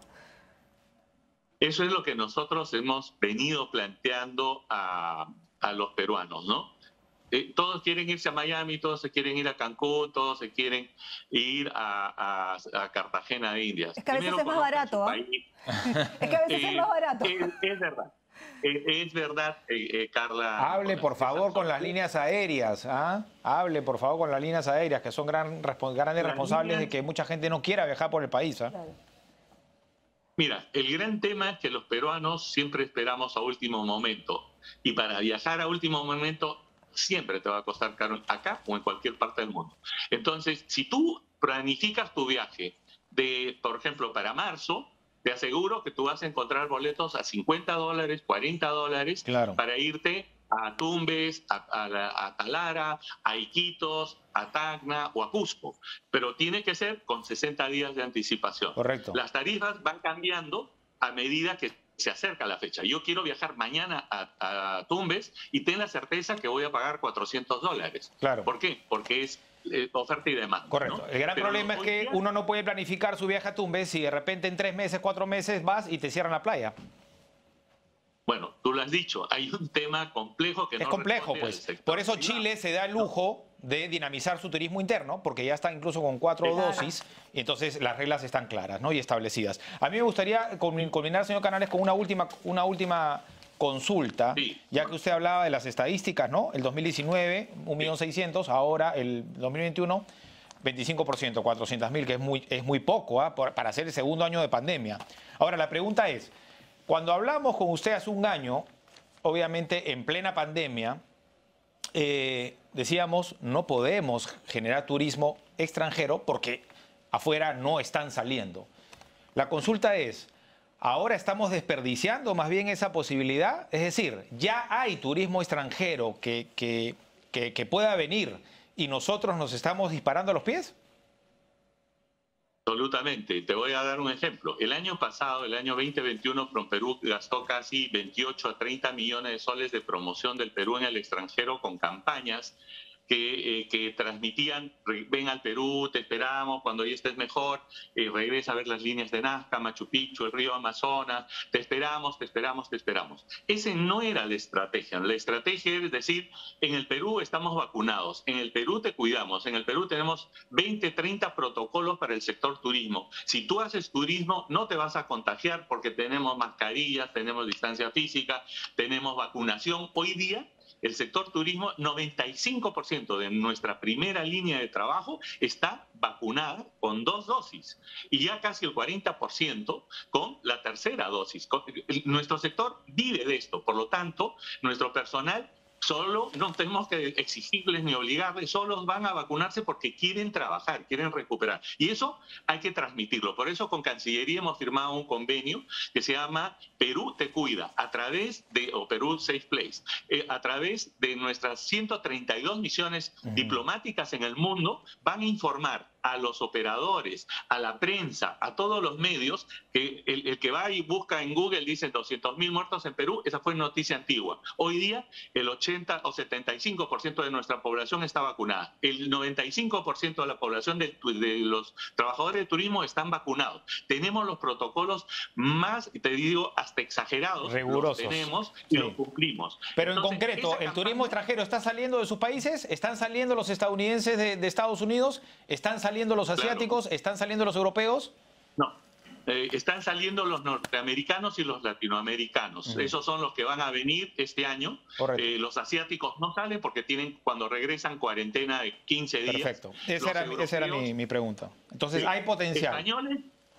Españoles, italianos, franceses van a venir. Muy pocos este año, pero el próximo año tenemos que estar listos para que vengan 2,5 millones y sea el 50% de las llegadas. A eso venimos trabajando. Muy bien, muchísimas gracias por haber estado con nosotros. Ha sido bastante clara la situación en el turismo y bueno, esperemos que no siga bajando ese porcentaje, ¿no es cierto?, de pérdida. El sector privado, gracias a Carlos Canales, la tiene clarísima. Los empresarios la tienen clarísima. Lo que tiene que haber es un acercamiento con el gobierno y que se apliquen de una vez las políticas o que se trabaje de manera articulada para poder fomentar el turismo, obviamente cuidándose de los contagios, ¿no? Un temita que mencionaba el señor Canales, tributario, en fin, el tema del bolsillo es fundamental, ¿ah? ¿Por qué? Porque un tema, Renzo, bueno, ya no puedo decir para el próximo sábado, Renzo, pero a lo largo de la programación de TV Perú hay un par de temitas que tienen que ver con la economía que vamos a tener que tocar, ¿ah? Uno es, ahora hay más impuestos para los que tienen autos, ya no nuevos, ¿ah? Sí. Ya no solamente nuevos, para todos, ¿no? para todos. Y este es un momento delicado, señor ministro Franque, ¿no? Y el otro es, y esto creo que hay que mandarle un saludo al alcalde de Lima, las papeletas. Van a sancionarse, o sea, mejor dicho, las papeletas, los montos van a ser más altos cuando se superan los límites de velocidad. Lo cual entiendo, si es que lo que se busca es ordenar y evitar accidentes, perfecto. Pero si lo que se busca es lucrar, ya hemos tenido una experiencia, creo que cuando Susana Villarán fue alcaldesa, ¿no? Que te volteabas de la carretera, por ejemplo, en el Derby, y ¡pum!, de frente te ponían una señalización, ni bien volteabas, 30 kilómetros por hora y ¡pum!, tu fotopapeleta. Y al final tuvieron que echarse para atrás. No, en todo caso que sea lo más justo, ¿no? Y que se cobren las papeletas a los que deben no sé cuántas pero la pregunta es, en este momento de pandemia, como está la economía, ¿es saludable estas nuevos tributos? Bueno, ¿tenemos información en vivo? Me dice el señor a Tacna, nos vamos a Tacna. Tacna ha triplicado el número de contagios y Tacna, recuerden que estaba en el ranking número 1 de vacunación, ¿no es cierto? Había que saludar constantemente esta acción de vacunar, pero sin embargo los contagios han subido, ¿no? Y esto nos permite recordar que la vacuna lo que hace es que no llegues que no se agrave un posible contagio. No evita la vacuna el contagio. Ojo con eso. Vamos con Martín Ricón, nuestro corresponsal precisamente. Martín, muy buenos días. Gracias, compañeros. En la región Tacna se han triplicado los contagios de COVID-19. Para tener más información vamos a conversar con el director regional de salud, Óscar Galdos, quien nos va a comentar cómo así ha ocurrido esto. ¿Cómo está? Bien, sí, era de esperarse. Nosotros sabemos que el incremento de los casos positivos a nivel nacional ha sido bastante significativo y nosotros esperábamos esto después de las fiestas navideñas y de Año Nuevo principalmente, que es lo que estamos evidenciando.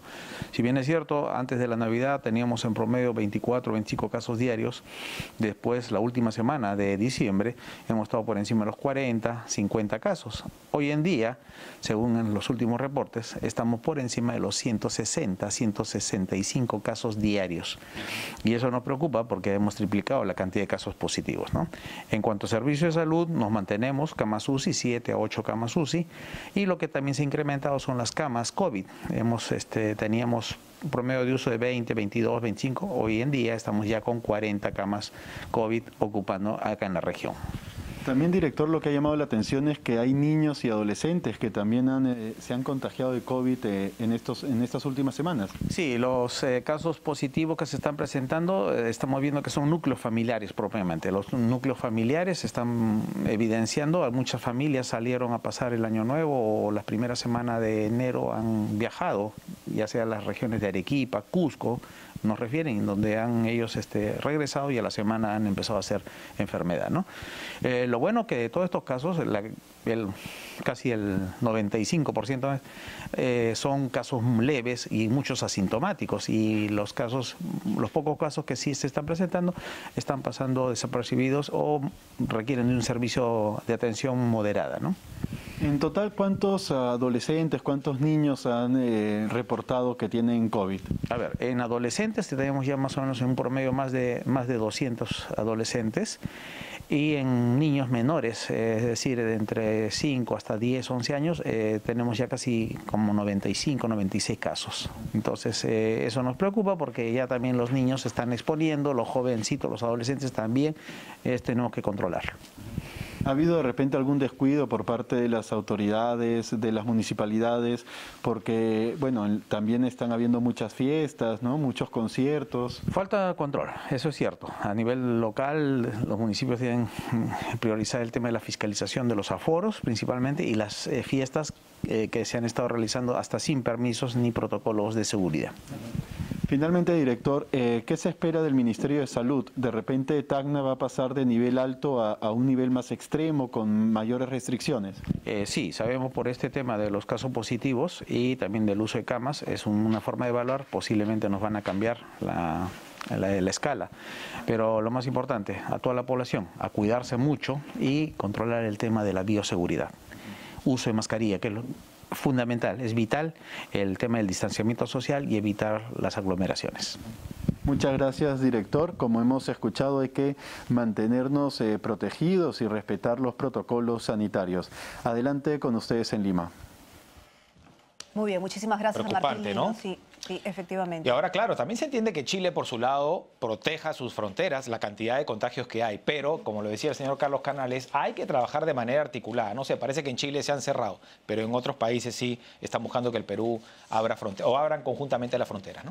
Bueno, bueno saber que se están tomando ya medidas en el tema de salud también en Tacna con estos contagios, ¿no? Vamos a hacer una pausa, no se mueva, regresamos con más en Diálogo Abierto.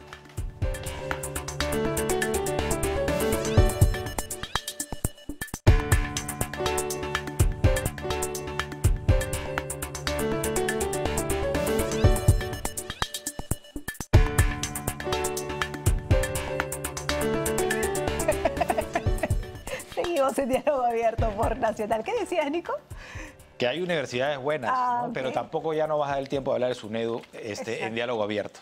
Bueno, pero sí vamos a hablar de... Y tiene relación con la educación, claro que sí, ¿no? Vamos a hablar de literatura y vamos a hablar del Fondo Editorial del Congreso. Atención, porque Renzo Santana, nuestro productor, nos asegura que tiene grandes publicaciones y no lo dudamos. De hecho, por segunda vez, una publicación del Fondo Editorial está nominado al premio Luces. Vamos a darle la bienvenida a Carlos Cabanillas, que es el jefe del Fondo Editorial precisamente del Parlamento Nacional. Carlos, ¿qué tal? ¿Qué tal? Buenos días, bienvenido. ¿Cómo te va? Buenos días Carla, Nicolás, gracias por sus palabras. Y sí, tenemos publicaciones de todo tipo para la gente, todo tipo de lectores, ¿no? Antropología, historia, biografías, temas parlamentarios. Y ahora tenemos este libro que, como bien dices, ha sido nominado al premio Luces, ¿no? Que es el mapa textil, ¿no? Para aquellos que no saben cómo funciona el Fondo Editorial del Congreso, Carlos, cuéntales, por favor.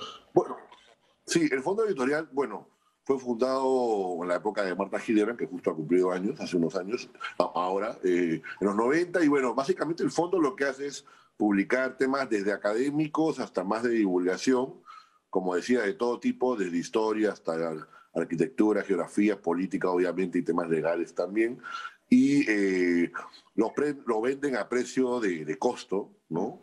Muy baratos, también están en las librerías, y son básicamente libros que están para llegar a los peruanos de todo el Perú, ¿no? De todos los rincones. Hay temas selváticos, hay temas de la sierra, de la costa, por supuesto, sin ninguna diferenciación política ni cultural, ¿no?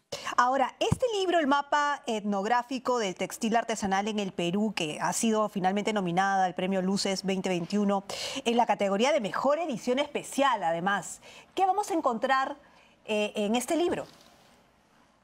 Bueno, es un libro que ha sido nominado, como dices, al Mejor Edición Especial porque es muy complejo, es un libro muy gráfico, muy visual, con colores muy vivos, porque se trata precisamente de los telares que atraviesan todo el Perú, distintas escuelas de telas, de tramas, de uso de colores, por ejemplo, el famoso telar de cintura, ¿no? Entonces tienes telares desde el norte hasta el sur, pasando por todo el oriente, y es una maravilla ver la escuela de distintas formas de cómo hacer tejidos en el Perú, ¿no?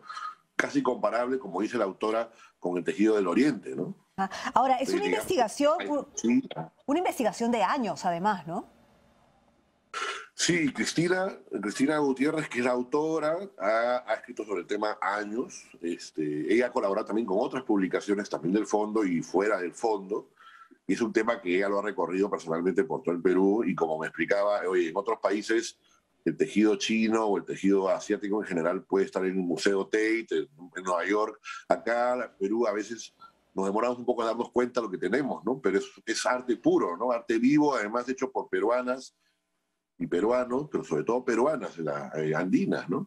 Bueno, por cierto, hay que recordar que el Premio Luces del Comercio premia todo tipo de arte, ¿no? Porque a veces solamente nos quedamos con la televisión, ¿no? El cine o el teatro, ¿no? En ese sentido, recordar que este mapa etnográfico del textil artesanal en el Perú lo que busca es difundir, ¿no? Dar a conocer a profundidad la historia y la evolución de los tejidos en nuestro país. Hablábamos efectivamente de 8 regiones. Pero lo cierto, Carlos, es que en realidad ya desde septiembre en la Feria de Ricardo Palma ya estaba dando de qué hablar, ¿no? Sí, bueno, este año, como por las condiciones que todo el mundo sabe de la pandemia, hemos vuelto después de un descanso obligado, digamos. Antes de mi gestión, por supuesto, hemos vuelto a la Feria del Libro, como dices, a la Feria de Ricardo Palma. Antes también estuvimos en la Feria Bicentenario de Miraflores. Hemos reabierto la tienda, estamos en las librerías de nuevo. Hemos reactivado, digamos, como todo el mundo, digamos, las actividades, ¿no? Entonces el fondo se ha puesto las pilas y bueno, y el año pasado ha sacado varios libros y ahora ya empezó el año sacando nuevos. Este libro es del año pasado, de agosto más o menos. Claro. ¿No? Ahora, claro, definitivamente lo que se necesita aquí para el fondo es una mayor difusión, ¿no? Y por eso también los tenemos aquí en Diálogo Abierto, Carlos. ¿Qué criterios para aquellos que de pronto todavía no conocen tanto el trabajo que se está desarrollando, gracias a Marta Hildebrand, por cierto, ¿no? Bien la recordabas, cumplió años hace 2 días, me parece. ¿Cuál es el criterio, digamos, para el fondo para poder publicar? Mira, los criterios técnicos son, digamos, mínimos, ¿no? Tiene que ser un tema inédito, puede ser también reediciones, pero básicamente son temas inéditos, tiene que haber una rigurosidad en las citas, ¿no? Obviamente no tiene que haber plagios, hay un software que nos limpia esto, y políticamente y culturalmente todo es bienvenido, como le decía, ¿no? Y eso me parece que es algo que se trata de mantener, y creo que se ha mantenido a lo largo de todos estos años, de la época de los 90. No importa quién ha sido el partido político en el poder, siempre se ha dado línea izquierda, derecha, centro, de todo, ¿no? Y culturalmente también, ¿no? Todas las regiones, todas socialmente. las todos los sitios. Ahora, es bastante plural, en verdad. Ahora, Carlos, pero es por votación. Así que, ¿qué te parece si haces un llamado a la gente, ¿no es cierto? Porque es por votación los premios Luces. Y cuando obtengan el premio Luces, estamos seguros que tienen muchísimas posibilidades y ahora vas a invitar al público. Va a ayudar también en la difusión del fondo, ¿no? Claro que sí, la vez pasada se ganó el premio Lux. Claro. Es la segunda nominación, es correcto. Es la segunda, y son libros como son libros a veces complicados de sacar en alguna editorial comercial, por eso se llama la sección edición especial, porque son libros gráficos, muy complejos, a veces caros, pero que es un sacrificio que se hace en el fondo y se vende a precio muy, muy barato. Muy cómodo, claro. En su momento sobre el bicentenario de Cecilia Bácula, ¿no? Así es, así es. Y les invito, como ustedes dicen, a votar. Entren a la página del comercio, ahí están los premios Luces. Estamos en la categoría de libros. Dentro de la categoría de libros estamos en mejor edición especial, que es la subcategoría, ¿no? Y bueno, los invito a votar y, por supuesto, a ver los libros del Fondo Editorial y los libros en general, ¿no? La cultura, ahora que estamos encerrados, más que nunca podemos leer. Bueno, la votación va hasta el 13 de febrero. El link es premiosluces.elcomercio.pe/votación. Y aquellos que quieren adquirir el libro, ¿solamente en el Jirón Guayaga 374, Carlos, o hay compra online? No, también hay compra online. Entren a la página del Congreso, del Fondo Editorial. En la misma página del Congreso hay el banner. También está en librerías y bueno, también por WhatsApp también hemos implementado también un servicio. Eso, claro, está bien, Carlos, de todo, claro todo sí, vale. Felicitaciones. Muy bien. Muchísimas gracias, Carlos. Felicitaciones por tu tiempo. Por la nominación. ¿No van a publicar el libro de Christopher Acosta? Porque eres así. Faltó preguntarle, pero ¿por qué no? Plata como cancha. Libros como cancha. Te van a demandar. Se ha masificado. Bueno, yo estoy mencionando el libro del compañero, del colega. No se puede citar, no se puede citar. No, pero además se ha masificado, ¿no? Se ha masificado por redes. Por WhatsApp. Gracias, Carlos. Bueno, vamos a ver qué está sucediendo en América, ¿no es cierto? Frente al COVID. Adelante.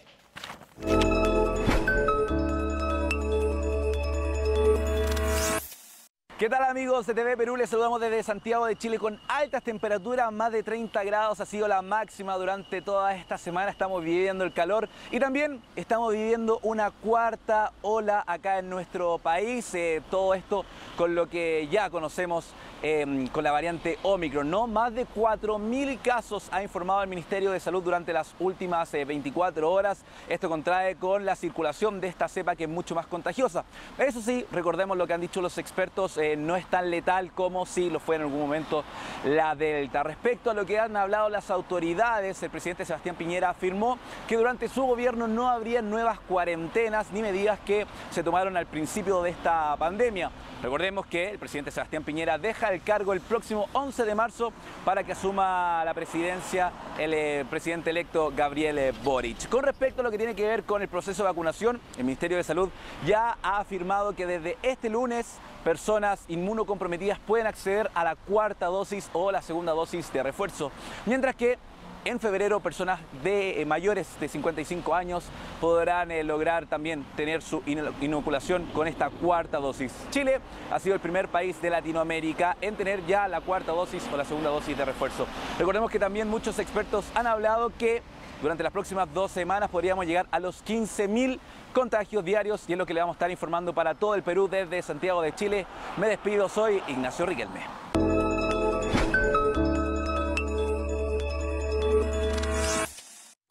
Para todos los seguidores de Radio Nacional y TV Perú, los saludo desde Colombia.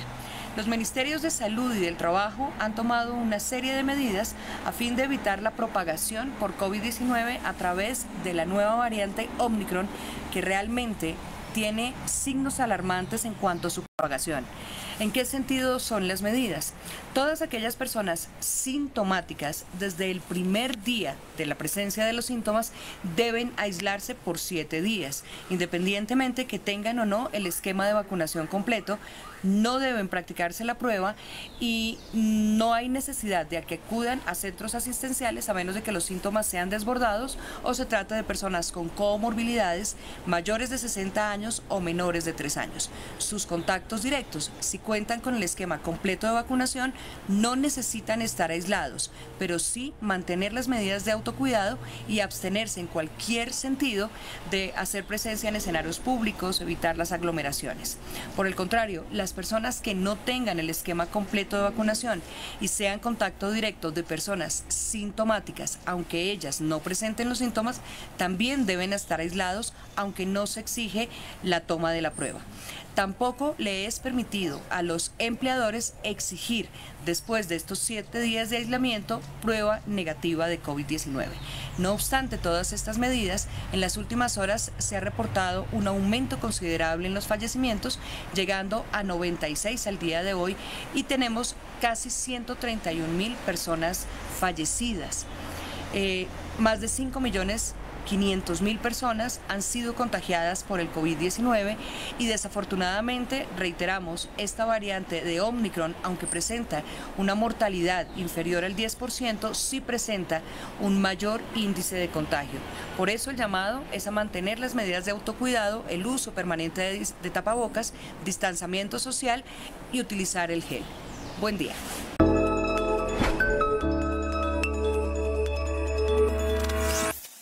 ¿Qué tal, amigos y amigas de Radio Nacional y TV Perú? Definitivamente el coronavirus en esta tercera ola no da tregua en los Estados Unidos. Aquí, en el condado Cuyahoga, que abarca una muy buena parte del estado de Ohio, los casos se han incrementado superando ya el 70% de personas de la población en general. Esto ha creado bastante desconcierto, sobre todo para las clases escolares. Muy buena parte de estos nuevos contagios corresponden a la nueva variante Omicron. Algo distinto también a lo que ocurrió en las olas anteriores es que ahora los niños, un sector que al parecer no había sido tan tocado en las primeras vertientes del virus, en estos momentos sí están contagiándose de manera progresiva y realmente preocupante. Las escuelas, los directores de escuela en estos momentos están considerando regresar al 100%, ya no de manera neutral o mitad y mitad, al 100% a las clases virtuales. Los padres de familia se encuentran que al ir a las escuelas, al dejar a sus niños, la mayoría de ellos son regresados a sus hogares, ya que personal de la escuela, profesores, directores, personal de limpieza, están contagiados. Veremos qué pasa en las siguientes semanas. Este fue Hernán Galvez desde Cleveland, Ohio, para Radio Nacional y TV Perú. Muchísimas gracias a todos nuestros colegas de América. Así es, América frente al COVID. Bueno, vamos a retomar el tema del arte desde otro enfoque, ¿no? La exposición de arte peruano Maravillarte en el Ministerio de Cultura, que ha empezado ayer, ¿no? 14 de enero, y que va hasta el 30. En ella se pueden apreciar más de 350 obras. Estamos hablando de pintura, escultura, grabado y fotografía, pertenecientes a artistas nacionales, desde los nuevos talentos hasta contemporáneos y, cómo no, grandes maestros, ¿no?, de todo el territorio nacional. Así es, vamos a conversar con Sandra Mavila, directora de la Asociación de Fomento y Apoyo del Arte Peruana. Sandra, ¿cómo estás? Muy buenos días, bienvenida. Buenos días. Buenos días, Nicolás y Carla. Gracias por la oportunidad de hablar un poquito sobre Maravillarte. Hay que mencionar también la participación, ¿no?, del proyecto especial bicentenario y, cómo no, de la Municipalidad de San Borja. ¿De qué va Maravillarte? Sí, mira, Maravillarte ha sido un concurso que ha sido una convocatoria que duró casi todo el año 2021 y se ha concretado ahora con una gran exposición.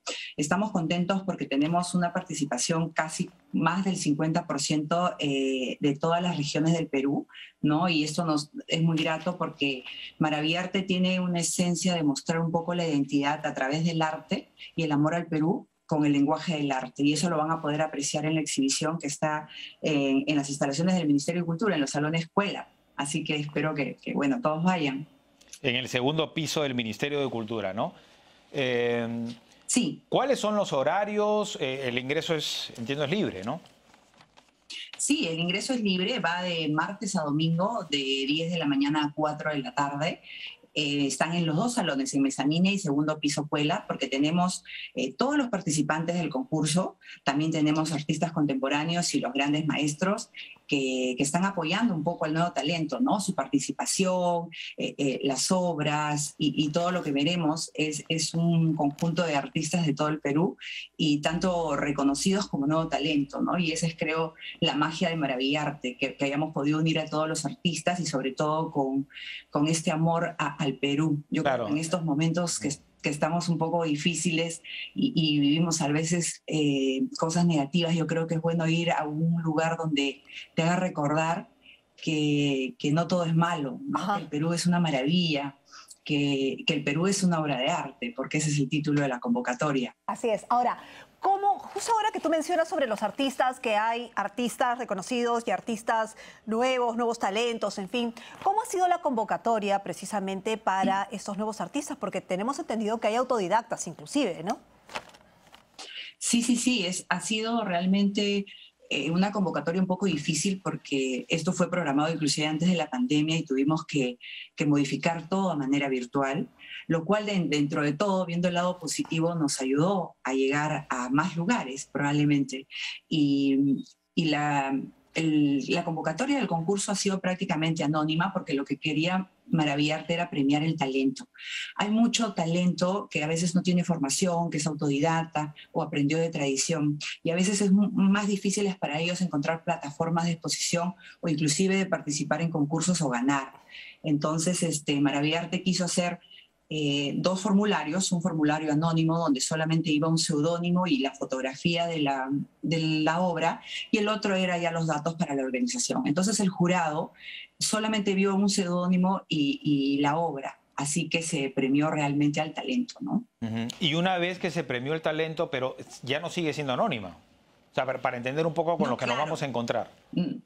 No, eso ha sido solamente para el tema del para el criterio, la premiación. El criterio, que por cierto, ¿no? Que por cierto el criterio de selección ha sido diverso, inclusivo, y ha sido descentralizado, ¿no? Según incluso la información que ustedes difunden. Ahora, me gustaría ahondar en el tema de la pandemia, ¿no? Porque efectivamente hay este arte, ¿cómo decirlo? Amateur, y de personas que de pronto no tienen la posibilidad ni siquiera de difusión, menos aún la posibilidad de abrir pues una galería, porque si hay algo que nos está faltando en este país son galerías, ¿no? Así es, realmente yo también como creadora puedo seguir creando, pero si no tengo una plataforma donde exponer mi arte, cómo genero un poco de trabajo, ¿no? Y cómo me estimulo también para poder exponer. Y imagínate en provincia eso es intensificado aún, ¿no? Porque no tenemos galerías o exhibiciones en provincias, a no ser que de repente en Arequipa o en Cusco si hay un movimiento. Entonces, por eso se creó Maravillarte, y con esta alianza con el Ministerio de Cultura, con el Proyecto Bicentenario, hemos logrado hacer una convocatoria realmente modestamente, lo digo, linda, porque más del 50% ha sido de provincia. Tenemos desde Cusco, Puno, Huancavelica, Arequipa, Cajamarca, Chiclayo, Piura, Lima, e inclusive de las afueras de Lima, ¿no? Tenemos de Huacho, de San Juan del Lurigancho, de Los Olivos. Básicamente el Perú está representado en estas 350 obras. Eso es lo importante. Literalmente. Ahora, coméntanos por favor sobre los protocolos para aquellas personas que están interesadas y si hay la posibilidad, porque lo que estamos viendo es maravilloso, ¿no? ¿Hay la posibilidad de que esta exposición también se dé de manera virtual? Sí, vamos a tener un post Maravillarte. Obviamente quisiéramos que ahora las personas... Vayan, lógico.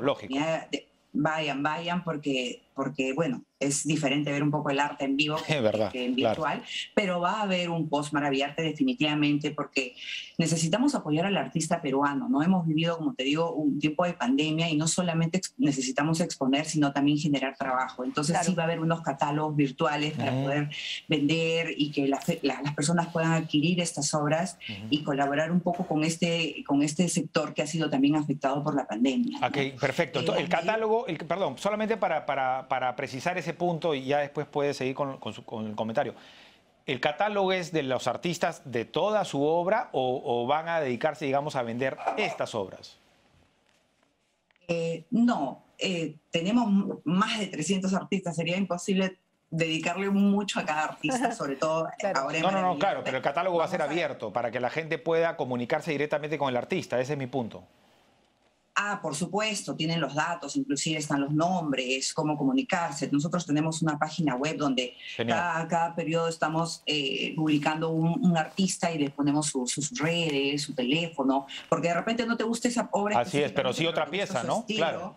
Y así es, y yo quiero que me hagas uno para mi sala de tal tamaño, y esa es la idea, ¿no? Esa es la idea, fomentar realmente a los artistas. Sandra, invítalos por favor a la gente a que vayan a verlos, utiliza, por supuesto, las cámaras de Diálogo Abierto. Muchas gracias, Carla. Sí, invito al público en general. Es una exposición que no se tienen que perder, porque realmente no solamente van a ver una pieza de obra, sino van a ver identidad, orgullo, hasta alma en esa exhibición. La exhibición está en los 2 pisos del Ministerio de Cultura Puela, va de martes a domingo de 10 de la mañana a 4 de la tarde. Los protocolos de seguridad están todos tienen que entrar con certificado de vacuna, con su DNI, es gratuito, los espacios son grandes, hay techos de 7 metros ventilados, no hay ningún problema de aglomeramiento ni nada, y así que los esperamos, no se pueden perder el talento de todos estos chicos. Muy bien, Sandra, muchísimas gracias por haber estado con nosotros y ya nos daremos una vueltecita para ver Maravilla. Claro que sí, muchas gracias a Sandra Mavila. Además, gracias a ustedes. Gracias. Además porque hay que retroalimentar, ¿no? O sea, cómo se va a fomentar el arte si entre nosotros no nos ayudamos y digamos, adquirimos estas piezas, ¿no? Y retroalimentamos la industria. Bueno, nos tenemos que ir. Nos tenemos que ir. Hoy no solamente es una despedida deseando un buen fin de semana.